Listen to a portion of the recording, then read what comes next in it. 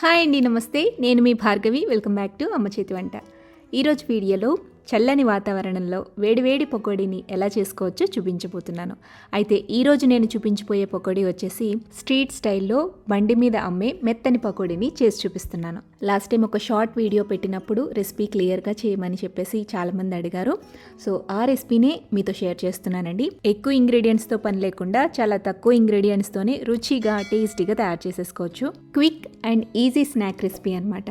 So మరి ఈ street style మెత్తని పకోడీ ఎలా చేసుకోవాలో క్విక్గా చూసేద్దామా? బండి మీద అమ్మే ఈ మెత్తని పకోడీ తయారు చేసుకోవడం కోసం ఒక మిక్సింగ్ బౌల్ తీసుకోండి. అందులోకి ఇలా మీడియం సైజులో ముక్కలుగా కట్ చేసుకున్న ఉల్లి ముక్కలు 1 కప్పు నిండుగా తీసుకోండి. నెక్స్ట్ ఇందులోకి గ్రేట్ చేసుకున్న తురిమిన అల్లాన్ని 1 టేబుల్ స్పూన్ దాకా వేసుకోవాలి. అలాగే 1 టేబుల్ స్పూన్ దాకా సన్నగా తరిగి పెట్టుకున్న కరివేపాకు వేయండి. సన్నగా తరిగి పెట్టుకున్న కొత్తిమీర కూడా 2 టేబుల్ స్పూన్స్ దాకా వేసుకోండి. నెక్స్ట్ ఇందులో 4 బాగా సన్నగా తరిగి పెట్టుకున్న పచ్చిమిర్చిని వేసుకోండి.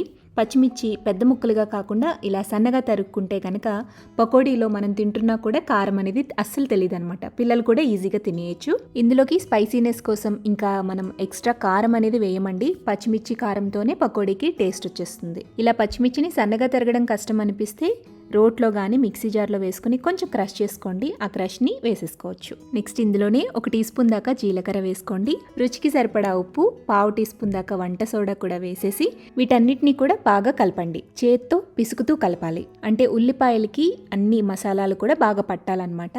అలా కలుపుకున్న తర్వాత ఇందులోకి ఏ కప్పుతో అయితే మనం ఉల్లిపాయలు తీసుకున్నామో అదే కప్పుతో 1 కప్పు దాకా శనగపిండి వేయండి. ఇందులోని 1/2 టీ స్పూన్ దాకా పసుపు, అలాగే 1/2 టేబుల్ స్పూన్ దాకా బాగా కాగుతున్న నూనెను కూడా వేసుకుని మిక్స్ చేయండి. ఇందులో కొంచెం కొంచెంగా నీళ్లు వేసుకుంటూ మనం పకోడీకి మరీ గట్టిగా కాకుండా లూజ్గా కాకుండా మీడియం కన్సిస్టెన్సీతో కలుపుకోవాలి. ఇక్కడ వీడియో క్లిప్లో చూపిస్తున్న విధంగా ఈ కన్సిస్టెన్సీలో పకోడీకి పిండి కలుపుకుంటే సరిపోతుంది. ఇలా కలుపుకున్న తర్వాత ఇప్పుడు ఈ పిండితో మనం పకోడీ వేసేసుకోవటమే. ఈ మెత్తని పకోడీకి నూనె హీట్ అనేది చాలా ఇంపార్టెంట్ అండి. బాగా ఎక్కువ హీట్లో ఉండకూడదు, అలాగని తక్కువ హీట్లో ఉండకూడదు అనమాట. ఎక్కువ హీట్లో ఉంటే పూర్తిగా రంగు మారిపోయి లోపల సరిగ్గా వేగకుండా ఉంటాయి. అలాగే తక్కువ మంట మీద ఉంటే నూనె ఎక్కువ పీల్చేస్తాయి అనమాట. సో మీడియం హీట్లోనే మంటని అడ్జస్ట్ చేసుకుంటూ లో టు మీడియం ఫ్లేమ్లో పెట్టుకుంటూ పకోడీని చక్కగా లోపల వరకు క్రిస్పీగా నిదానంగా ఫ్రై చేసుకోవాలి. సో ఆయిల్కి పట్టే విధంగా పకోడీని ఇలా చేత్తో చిదుముకుంటూ వేసేసేయండి. మీడియం ఫ్లేమ్లోనే ఉంచి అన్ని వైపులా కూడా ఈవెన్గా వేగేంత వరకు బాగా ఫ్రై చేసుకోండి. ఇలా అన్నీ బాగా వేగిన తర్వాత వీటిని పక్కకు తీసేసి మళ్ళీ అదే ఆయిల్లో నెక్స్ట్ వాయి కింద పకోడీని వేసుకోవటమే. ఇలా మొత్తం పిండి మొత్తాన్ని వేసేసుకుని పక్కకు తీసేసుకుంటే స్ట్రీట్ స్టైల్ బండి మీద అమ్మే మెత్తని పకోడీ రెడీ అయిపోతుంది. చాలా చాలా టేస్టీగా ఉంటుందండి. ఇది మా ఇంట్లో ఫేవరెట్ స్నాక్ రెసిపీ అనమాట. మరి ఈ వర్షాకాలంలో లేదా చలికాలంలో ఎక్కువగా మనం ఇంట్లో పకోడీ చేసుకుంటూ ఉంటాం కదా. ఇలా నా స్టైల్లో మెత్తని పకోడీ ట్రై చేసి చూడండి. చాలా టేస్టీగా కుదురుతుంది.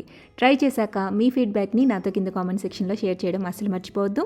ఈ వీడియో నచ్చితే లైక్ చేయండి, మీ ఫ్రెండ్స్కి రిలేటివ్స్కి షేర్ చేయండి. మరిన్ని టేస్టీ సింపుల్ క్విక్ రెసిపీస్ కోసం అమ్మ చేతి వంటి ఛానల్ని సబ్స్క్రైబ్ చేయండి.